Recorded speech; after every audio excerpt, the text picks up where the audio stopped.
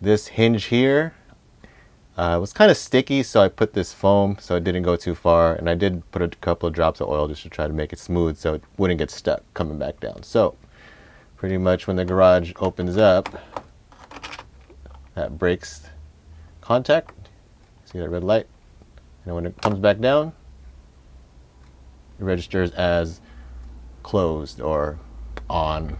It's on and off on the app, but you get the idea. Quick way to see if your garage door is open or closed.